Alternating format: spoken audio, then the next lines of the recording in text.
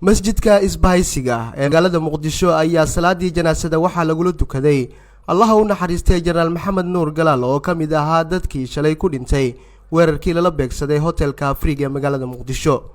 ra-iisul wasaaraha jamhuuriyadda federaalk ee soomaaliya mudane maxamed xuseen rooble, gudoomiyaha gobolka banaadir ahna duqa muqdisho mudane cumar maxamuud maxamed cumar filish, saraakiil ciidan, xildhibaano iyo wasiiro iyo sidoo kale qaybaha kale ee bulshada ayaa ka qayb galay salaadii janaasada. wasiiru dowlaha wasaaradda amniga Soomaaliya, taliyihii hore ee ciidamada xoogga dalka jenaraal Indha Qarshe iyo xildhibaan Cabdiraxmaan Odowa ayaa ka tacsiyadeeyay geeridii allaha u naxariistay jenaraal maxamed nuur galaal.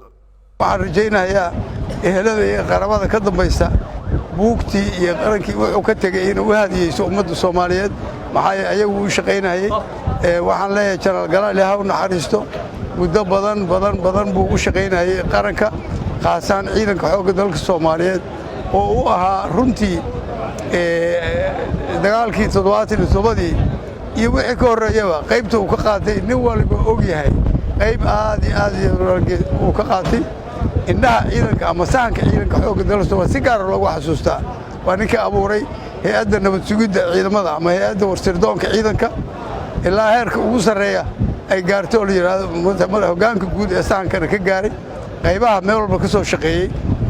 dhammaan waxaan ku leeyahay galaal taariikh weyn buu uga tagay ciidanka xoogga dalka Soomaaliyeed. waxaan rajaynayaa dhalinyarada ku hartay maanta ciidanka xoogga dalka Soomaaliyeed inay xasuusnaadaan baaraana taariikhdaas.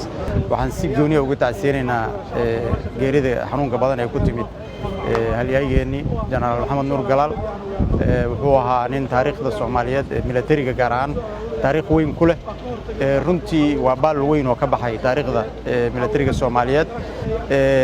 waxay ahayd in mararkan kutub badan iyo buugaag badan laga qoro. aad iyo aad baan uga tacsiyeenaynaa geerida xanuunka badan ee jenaraalka ku timid. ilaahay waxaan uga baryaynaa asagana naxariis janno inuu geeyo, ahalka iyo qaraabadana sabr iyo iimaan uu ka siiyo.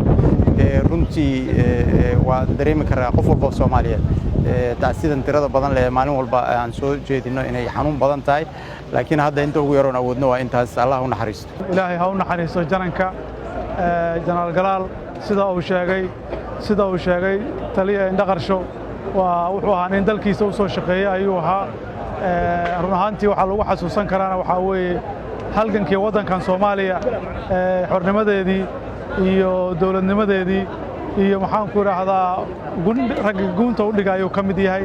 haddii waxaan leenahay ilaahay ha u naxariisto, sabr iyo iimaanna shacabka Soomaaliyeed Allah ka siiyo, eelka iyo qaraabadana sabr iyo iimaan Allah ka siiyo. wax kale oo dhahna ma lahan, waa xasuusanaynaa. run ahaantii waxaa weeye dadka Soomaaliya wax u tarayna inaan xasuusanno waa waajib waaye. waa mahadsantihiin.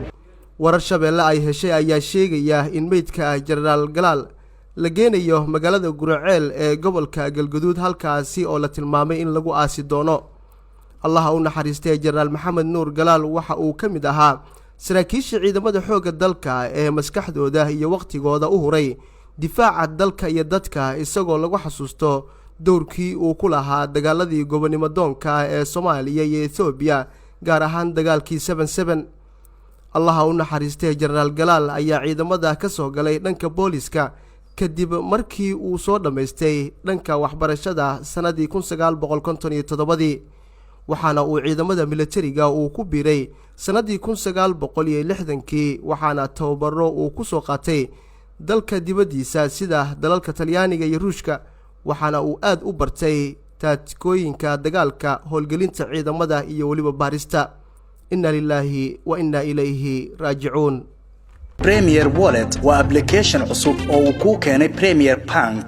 faa'iidooyinka Premier Wallet waxaa ka mid ah waad iska diiwaangelin kartaa adigoo jooga goobtaada. dadkaan account-ka ku lahayn bangiga Premier waa ay iska diiwaangelin karaan Premier Wallet.